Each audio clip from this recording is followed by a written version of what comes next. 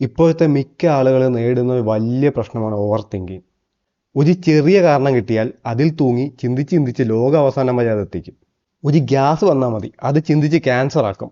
ഒരു line set ആയാലോ, അത് ബ്രേക്കപ്പ് ആവുമോ എന്ന് ഓവർ തിങ്കിങ്.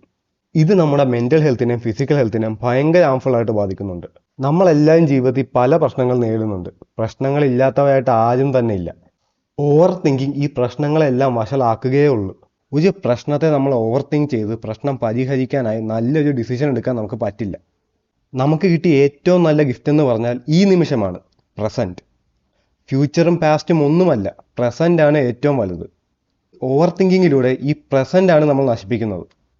പിന്നീട് നമ്മളെ കാത്തിരിക്കുന്നത് ആൻസൈറ്റി, ഡിപ്രഷനും പിന്നെ സ്ട്രെസ്സുമാണ്. ഇത് നമ്മുടെ മെൻ്റൽ ഹെൽത്തിനെ താറുമാറാക്കും. നമ്മുടെ ഉറക്കത്തെ ബാധിക്കും. ഉറക്കം പോയാൽ അത് നമ്മുടെ ഫിസിക്കൽ ഹെൽത്തിനെ ബാധിക്കും. നമ്മുടെ ഓവർ തിങ്കിങ്ങിലൂടെ ലാഭം ഉണ്ടാക്കാൻ പോകുന്നത് ഫാർമ കമ്പനീസും ഹോസ്പിറ്റൽസും മാത്രമാണ്. നമുക്കിത് എങ്ങനെ സ്റ്റോപ്പ് ചെയ്യാം? ഫസ്റ്റ് സ്റ്റെപ്പ് ചെയ്യേണ്ടത് നിങ്ങൾ ഓവർ തിങ്കിങ് ചെയ്യുന്നുണ്ട് എന്ന് തിരിച്ചറിയുക.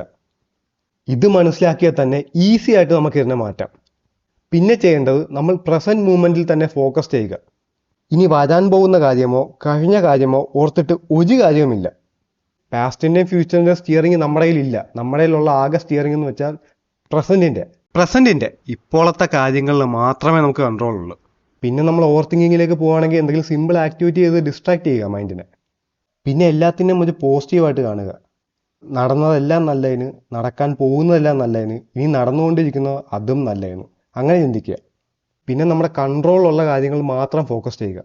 അടുത്ത അമേരിക്കൻ പ്രസിഡന്റ് ആരാകുമെന്നോ, എൻ്റെ ഗേൾ ഫ്രണ്ട് എന്നെ ഇട്ടിട്ട് പോകുമോ എന്നോ, കോവിഡ് വാക്സിൻ ഞാൻ എടുത്തല്ലോ അതുകൊണ്ട് ഞാൻ മരിച്ചു പോകുമെന്നോ ഓർത്തിരിക്കാണ്ട് നമ്മുടെ കൺട്രോളുള്ള കാര്യങ്ങൾ മാത്രം ഫോക്കസ് ചെയ്യുക. പിന്നെ മെഡിറ്റേഷനും എക്സസൈസും ഒക്കെ ചെയ്യുക. എക്സസൈസിലൂടെ നമ്മുടെ ബോഡി റീഫ്രഷ് ആവുകയും ചെയ്യും. അപ്പോൾ ഇത്രയൊക്കെ ഉള്ള വീഡിയോ കണ്ടതിൽ എല്ലാവർക്കും താങ്ക്സ്.